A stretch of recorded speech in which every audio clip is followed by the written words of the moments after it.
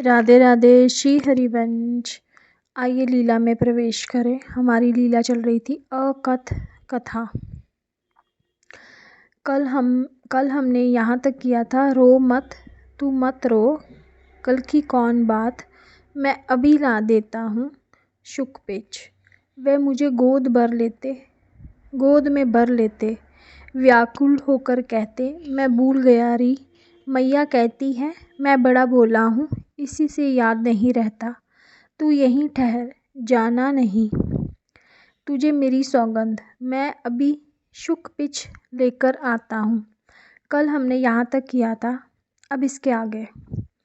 वह शुक पिच ढूंढने चले गए और मैं उनकी लाई वस्तुओं से खेलने लगी। बार बार लगता, इतनी देर हो गई, कहाँ गए श्यामजू। ए इला, देख मिल गया शुक पिच, उन्होंने दूर से ही पुकारा। मैं दौड़ कर उनसे लिपट गई, आंखों में आंसू भर आए। उन्होंने पूछा, क्या हुआ तुझे, देख वह शुक पिच। इतनी दूर क्यों गए इसे ढूंढने, क्यों गए तुम। दूर कहाँ गया, उस पालाश के नीचे तो मिला मुझे। ले, अच्छा है ना, मुझे ये नहीं तुम ही चाहिए। अब ये तुम ही क्या है। कल तक ढूंढ लाओ तो चलेगा, किसी से पूछना पड़ेगा कि तुम्हें क्या चीज़ है। चिढ़कर दोनों हाथों की मुट्ठी बांध उनके वक्ष पर रखते हुए बोली, तुम कानाजू चाहिए। अरे बावरी, मैं तो तेरो ही हूँ। वह हंस पड़े। नहीं, मैं तुम्हारी हूँ। नहीं, मैं तेरो हूँ। बहुधा इस विवाद का निर्णय मेरी मैया आनंदा या बाबा सुवीर करते। दोनों एक ही निर्णय देते, तुम दोनों एक दूसरे के हो। मैं बाबा मैया से भी झगड़ती।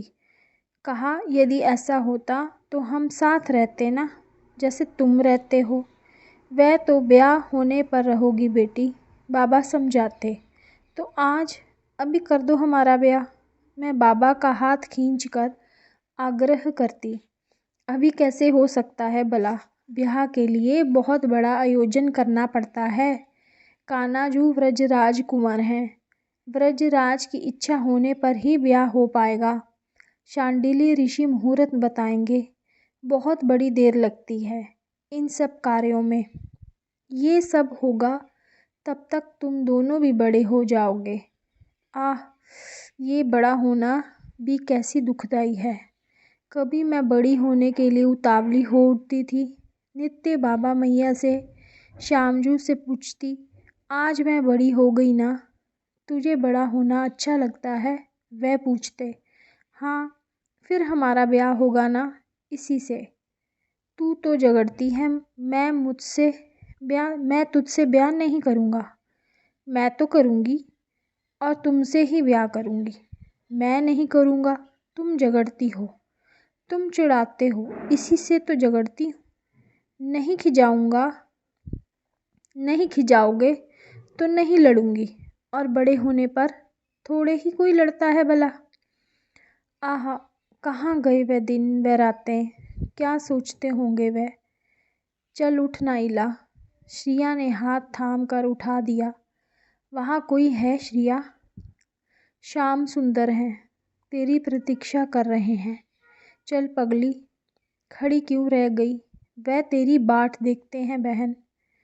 मैं तो महा अपदार्थ हूँ, कैसे अपना मुंह दिखाऊं उन्हें। तू जा, मैं यहाँ बैठती हूँ।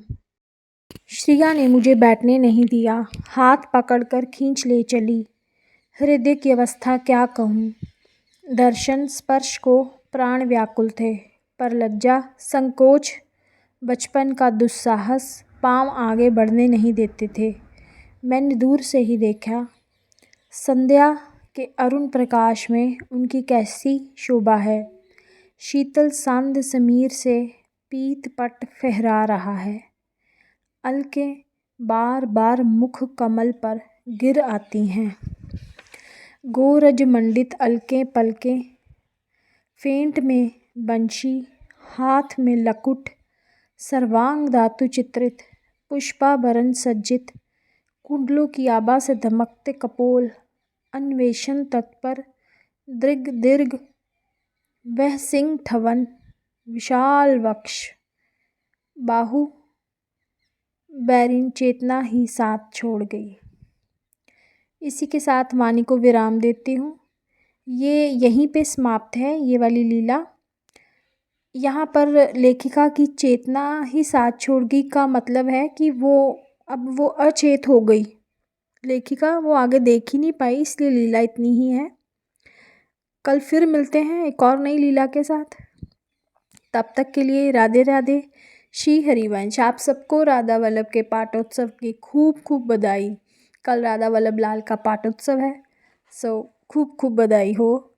श्री हरिवंश।